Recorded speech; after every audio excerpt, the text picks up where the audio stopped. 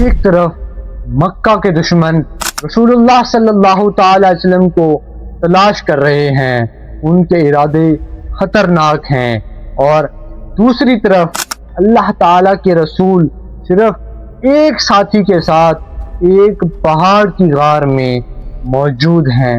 دشمن تلاش کرتے ہوئے اتنے قریب آ چکے تھے کہ اگر وہ اپنے پیروں کے نیچے دیکھتے شاید رسول اللہ اور حضرت ابوبکر صدیق کو دیکھ لیتے، لیکن پھر ایک ایسا لمحہ آیا جس میں اللہ تبارک و تعالیٰ نے اپنی نبی کی حفاظت کا ایسا انتظام فرمایا جس نے تاریخ کو حیران کر دیا۔ یہ واقعہ ہے غار ثور کا۔ مکہ میں مسلمانوں پر ظلم بڑھ رہا تھا۔ رسول اللہ صلی اللہ تعالی علیہ وسلم کے خلاف قریش مکہ نے دشمنی شدید اختیار کر لی تھی۔ آخر کار وہ وقت آ چکا تھا کہ جب قریش نے رسول اللہ صلی اللہ تعالی علیہ وسلم کو قتل کرنے کی سازش بنا لی۔ مختلف قبائل کے نوجوانوں کو جمع کیا گیا تاکہ جب قتل کیا جائے اس کے بعد بنو ہاشم کسی ایک قبیلے پر الزام نہ لگا سکے، لیکن اللہ تبارک و تعالیٰ نے اپنے نبی کو پہلے ہی خبر دے دی تھی۔ رسول اللہ صلی اللہ تعالی علیہ وسلم نے حضرت علی کو اپنے بستر پر لٹایا اور آرام کرنے کا حکم دیا، اور خود حضرت ابوبکر صدیق رضی اللہ تعالیٰ عنہ کے ساتھ مکہ سے نکل گئے، لیکن مدینہ جانے کی بجائے آپ صلی اللہ تعالیٰ علیہ وسلم نے ایک مختلف راستہ اختیار کیا۔ آپ صلی اللہ تعالیٰ علیہ وسلم جبل ثور کی طرف تشریف لے گئے۔ رسول اللہ صلی اللہ تعالیٰ علیہ وسلم اور حضرت ابوبکر صدیق پہاڑ چڑھنے ہوئے ایک غار تک پہنچے، یہ تھا غار ثور۔ دونوں حضرات غار کے اندر چلے گئے۔ اب اصل امتحان شروع ہونا تھا۔ قریش کو جب معلوم ہوا کہ رسول اللہ صلی اللہ تعالی علیہ وسلم مکہ میں موجود نہیں ہیں تو وہ ہر طرف تلاش کرنے لگے۔ سواریاں دوڑائی گئی، لوگ پہاڑوں کی طرف نکل گئے، اور آخر کار تلاش کرنے والے لوگ غار ثور کے قریب بھی پہنچ گئے۔ حضرت ابوبکر صدیق رضی اللہ تعالیٰ عنہ نے دیکھا کہ دشمن اتنا قریب آ چکا ہے کہ اگر وہ اپنے پاؤں کی طرف نظر کرے تو وہ ہمیں دیکھ سکتا ہے۔ حضرت ابوبکر صدیق کو رسول اللہ صلی اللہ تعالی وسلم کی فکر لاحق ہو گئی۔ انہوں نے عرض کیا کہ اگر ان میں سے کوئی ایک شخص بھی اپنے قدموں کے نیچے دیکھ لے تو وہ ہمیں دیکھ سکتا ہے۔ یہ وہ لمحہ تھا جب انسانی اعتبار سے خطرہ بہت قریب آ چکا تھا، لیکن رسول اللہ صلی اللہ تعالی علیہ وسلم نے اپنے ساتھی کو تسلی دی اور فرمایا غم نہ کرو، اللہ تبارک و تعالی ہمارے ساتھ ہے۔ صرف تسلی کے الفاظ نہیں تھے، یہ توکل کی وہ کیفیت تھی جس سے ایک مومن کو یقین ہوتا ہے کہ حالات کتنے ہی مشکل کیوں نہ ہوں، اللہ تبارک و تعالی اپنے بندوں کو تنہا نہیں چھوڑتا۔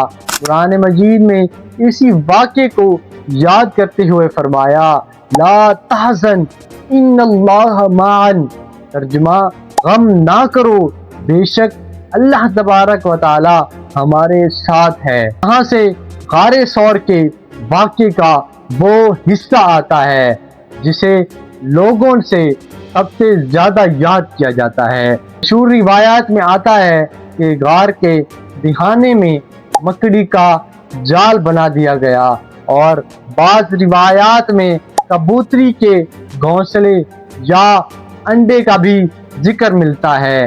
اسی وجہ سے دشمنوں نے یہ سمجھا کہ کوئی اس غار میں کیوں ہی تشریف فرما ہوگا، لیکن یہاں ایک اہم بات سمجھنا ضروری ہے، قرآن مجید میں مکڑی کے جالے یا کبوتری کا ذکر نہیں ملتا۔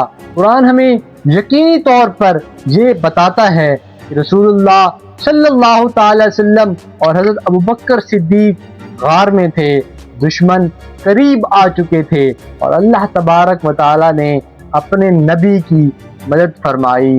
मकड़ी के जाले वाला वाक़या बाज़ रिवायात में मशहूर है, लेकिन इसकी रिवायात की सेहत के बारे में उलमा ने गुफ्तगू फरमाई है, इसलिए इसे यकीनी तौर पर पुरानी वाक़या कहने की बजाय मशहूर रिवायात के तौर पर कहना ज़्यादा मुनासिब है। रसूलुल्लाह सल्लल्लाहु तआला अलैहि वसल्लम ने और हज़रत अबू बकर सिद्दीक ने तकरीबन 3 रातें क़ियाम फरमाया।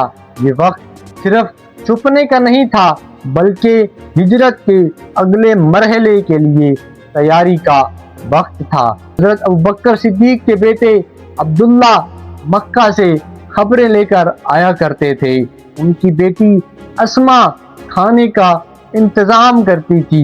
उनके आज़ाद करदा गुलाम बकरियां लेकर आते ताकि उनके गुजरने के निशानात भी मिट जाएं। देखें, ये सिर्फ एक सफ़र नहीं था, ये एक ऐसी प्लानिंग थी जिसमें हर कदम सोच समझकर उठाया जा रहा था।